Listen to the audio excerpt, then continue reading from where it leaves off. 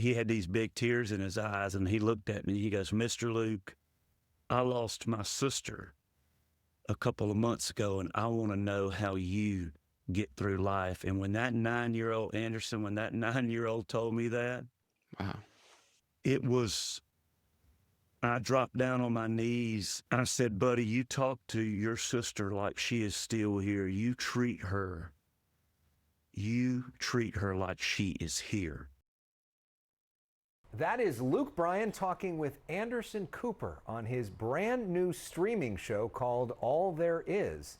Anderson joins us now. Anderson, welcome to The Story Is. It is so great it's nice to meet to you. have Welcome. you here on our first I'm show. very excited to have you with CNN. And speaking of new shows, congratulations. We've seen your podcast, All There Is, for 3 seasons now, and now it becomes a streaming show. Yep.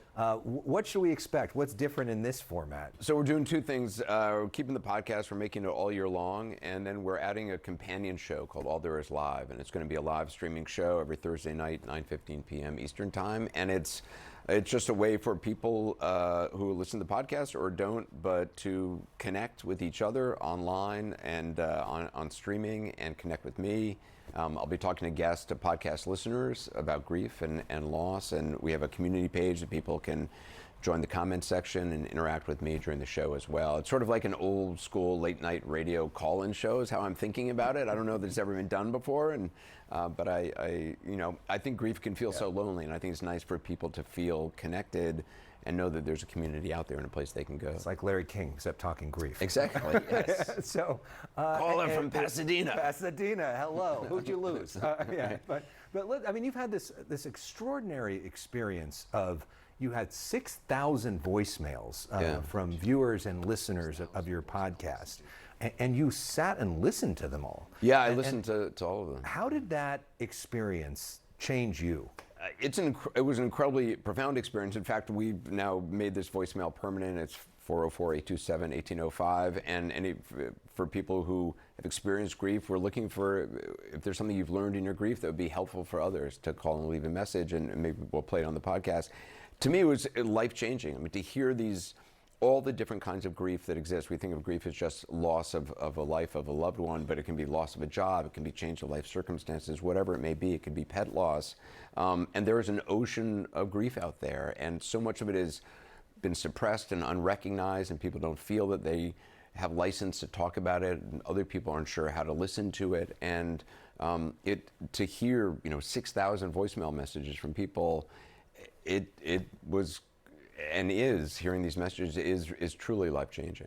You've been so open about the grief of the loss of your brother and your father, and more recently your mother, but you've also talked about the loss of your nanny, and how that impacted you. Tell us about her. Yeah, her name was May Mclundon. She was Scottish, and she didn't suffer fools gladly, but she really was my mom for the first 10 or 15 years of my life. My mom was busy and working, amazing, but May was a constant presence in my life, and she ultimately developed Alzheimer's, but I was able to maintain a relationship with her, and I was there in the days before she died. And so it's nice to be able to kind of even say her name out loud, because history doesn't record the caregivers for many people, but they can be as important as a family member. How have you learned to unlock joy through grief?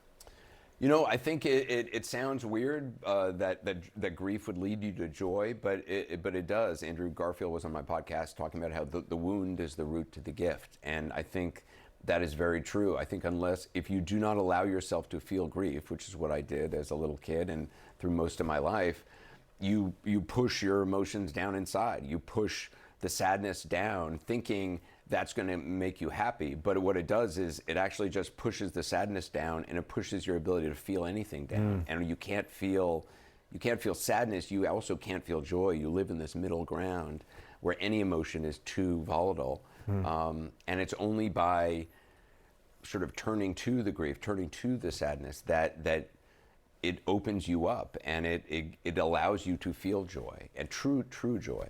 Well, this is a joyous day for me. It's my first day Welcome. anchoring on CNN with the master sitting here on the set, which is kind of a surreal experience. What's your advice for me? What's the best advice I to be an looked anchor young at like CNN? you did once. This is what has happened in this job. I've been ravaged by time. Yeah. Listen, I don't think you need advice. You've been in the journalism world for a long time, and I've seen your work. Saw your interview with Gavin Newsom, and I think.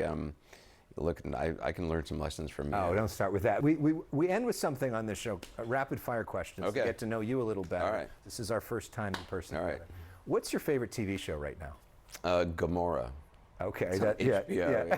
If you know it, you love it. Favorite book you've read recently? The Wild Edge of Sorrow by Francis Weller. It's one of the best grief books there is. Yeah. Okay. Maybe this one will be more uplifting. Best favorite musical artist or band of all time? Oh man, I just did a 60 Minutes piece last year on Dua Lipa, and I'm really into Dua Lipa right now. Very fun. Either one is. I work out to it every day. What is your favorite Halloween candy? Halloween candy. I mean, I like M&Ms with peanuts, but my kids are so into Halloween this year, and so it's so exciting to see Halloween through their eyes. What is their costume and what's your costume? My youngest son is the devil. My 5-year-old is a vampire, and I feel like I'm wearing a costume every day. So That's a deeper. That's for a therapy session or something. And many of our role models. Who's your role model? Look, in the world of journalism, I grew up watching Bob Simon on CBS, and Best writer, you say, right? Best writer in television. I used to, just as a kid, watch his stories in Israel and elsewhere. He was based overseas for CBS News. Anderson Cooper, thank you so much for coming in. Welcome. Congrats, and people can check out the new show streaming where? Well, the podcast is available wherever you get your podcast. The streaming show is at cnn.com/allthereis, Thursday nights, 9:15 p.m. Eastern Time live, and available then anytime after. Excellent. Can't wait to check it out. More of The Story Is when we come back.